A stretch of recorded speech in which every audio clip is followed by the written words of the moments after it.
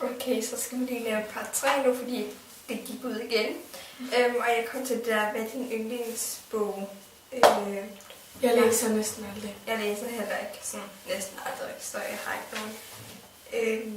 Hvad er din yndlingsbog? Jordans? Eller nej, Air Force.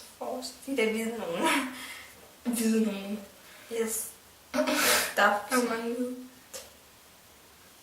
Hvad er den følelse for tiden? I filmen? Det ved jeg ikke. Det tænker jeg ikke over. Glad. Yes. Er du single eller optaget? Single. For hjælper? Nej, okay. Hvad tænker du på for tiden? Nej. What?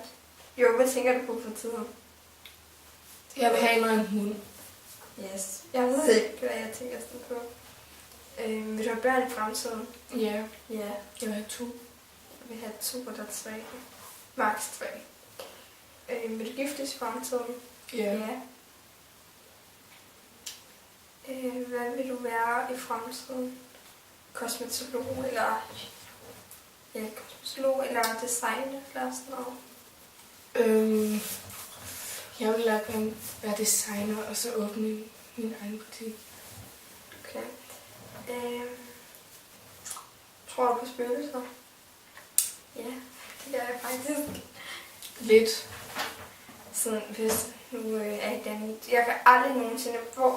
Uanset hvor jeg er henne, så kan jeg ikke sove med tæerne, fordi nu så er jeg bange for, at der ikke er nogen, der kommer til mig. Yes.